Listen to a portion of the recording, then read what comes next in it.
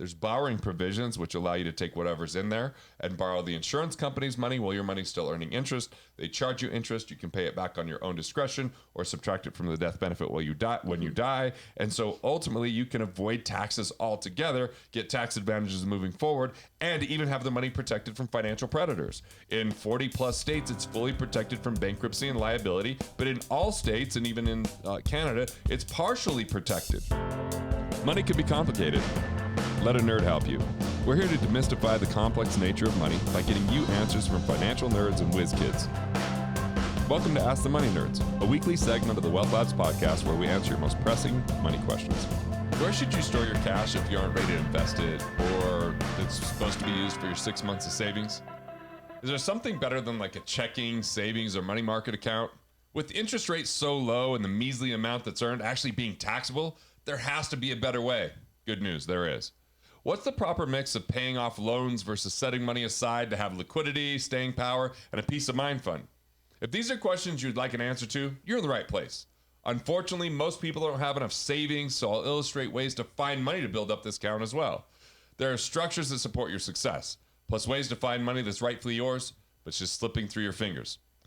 Now, not all your money should be in the bank, and there's a way to boost your savings 400 to 800% without tax, while still being able to access the money without locking away until 59.5. Let's get to it. Stova, what's up? You ready to rock and roll? I am. You? I am. You know, one thing I was thinking about with all of this COVID kind of unique stuff going on, there's good stuff coming out of it. Like, what's one thing that you just feel like, oh, my life is better because I'm in my cabin more often. Hey, I love that. The skies seem a little bluer. Mm-hmm. There's a lot for me. You don't have to see me as often. No, I actually see you quite a bit.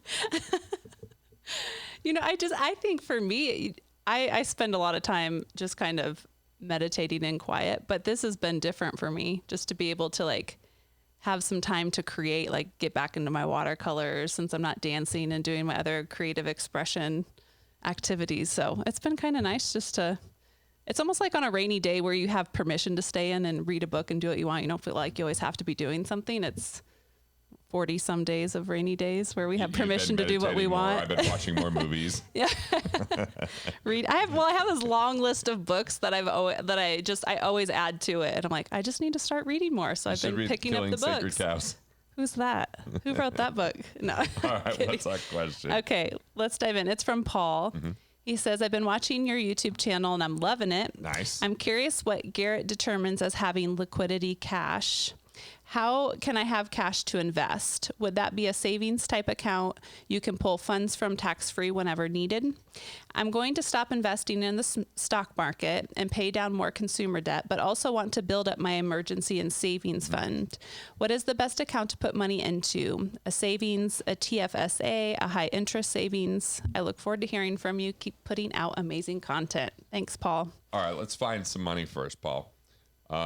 Refinancing, something we talk about all the time to get better interest rates. But there's also the 4 I's, which is if you can get money back from the IRS, which there's 3 new IRS notices that have come out with like the CARES Act and everything. So there's a way that people can kind of go back and a lot of times get some money back and get rebates. The second I is interest. Yeah, restructuring loans, that refinance that I'm talking about, renegotiating interest rates. The third I is investments.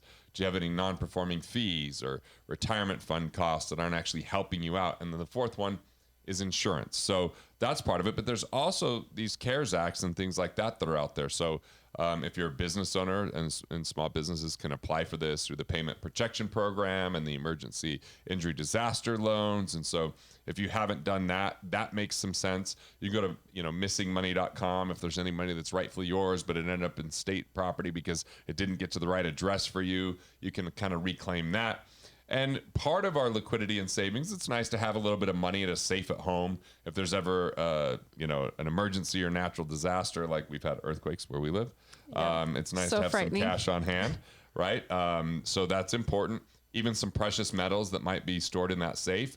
And I like to have a little bit of money at the bank, but be careful which banks you're at. I think the more major banks right now are probably the safer place to be. The household names, the big banks that finance so much of what's important. We know the government's likely to bail them out before they might help out a regional bank. So that's something to consider. But having, a little bit of cash in the safe, having a little bit of precious metals, maybe like 1 month's expenses, and a couple months that are at a bank. Beyond that, there's a philosophy of cash flow banking. So cash flow banking, and some people get really up in arms when I talk about this, because let's face it, most people haven't designed their insurance policies properly. And as soon as we hear the word insurance, it's like, well, that's different. Well, look, I'm talking about cash value insurance in straight whole life policies that are overfunded. So you put as much as you can based upon what the government will allow, while still maintaining all your tax advantages, and then that money's available to you. Now, the downside is that first year you're going to have less than if you kept it in a savings account, probably even the same for the second year.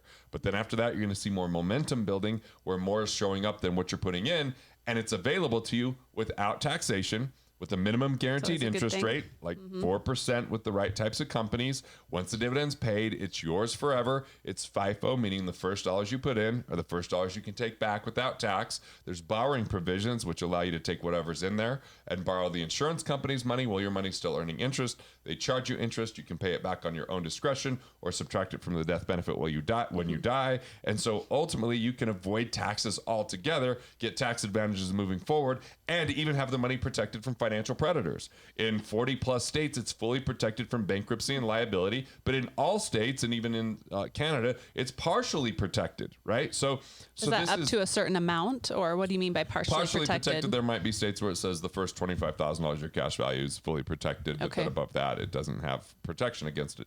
That's certain states. Other states, it's 100% and fully protected. So you just want to sign up for the policy in those types of states. Yeah. So if someone is wanting to get one of these policies, what's the minimum amount that they can start? Because I think sometimes when people hear this, they're like, I have to have a ton of money to even begin. I started with $50 a month. Okay. So now, it's doable for a lot of people. Properly, mind you, it was just the baseline policy. But then the second one I started was $262 a month, which I was overfunding, so it could build cash value a lot faster. And I've bought more and more as my income's gone up and I've gotten older and things like that. So, you can start somewhere. Progress over perfection, and start to build kind of your own system. Because look, the banks, when you put money in the bank, they take and put a portion of their reserves in cash value type policies. The thing is, they have the type of bank-owned life policies that are heavy on the cash. They're designed really nice.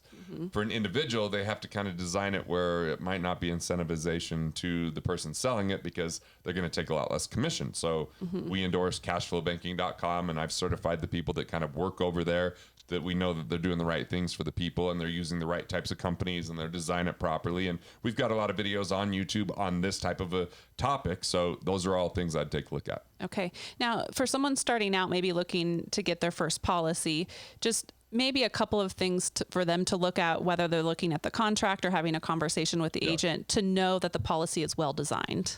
We want to see first and foremost the right company. 100 years old minimum, multi billions of dollars with that company. A lot of zeros. You don't want a small company, right? You want only A ratings with that company.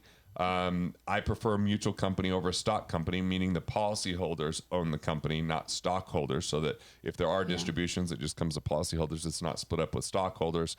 And then PUA, paid up additions. This is the feature where you can put extra cash in. It's going to go into the cash value with minimal or no commission against it. You can pull that money back out 30 days later, right? So you want to make sure it's flexible. Can you put some in and then put less in the next month if you have or can you put in less in 1 year versus the next year? Because each company has a little bit of a nuance that way. Yeah. And there's plenty of good companies out there, whether it's Northwestern Mutual, New York Life, Guardian, One America, even Quasi Emeritus, Penn Mutual. There's a lot of companies out there that I think are good, but when I say a lot, less than 20. Even though there's hundreds or maybe thousands of insurance companies that offer insurance, the right type of policy is really critical. The right type of design is really critical.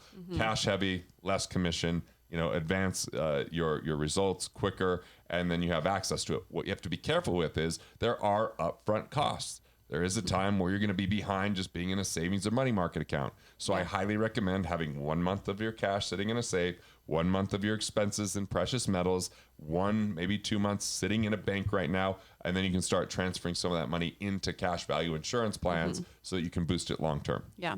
So I guess when I have a question about the precious metals. So when someone has that and they're safe, let's just say things get crazy.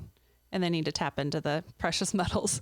What is a person going to do with that? Like, Well, I bet that's not like, there's a lot of people wondering, what am I going to do with these jewels in my safe? Utah has gold as a currency, so they've actually deemed it a currency, just like money would be.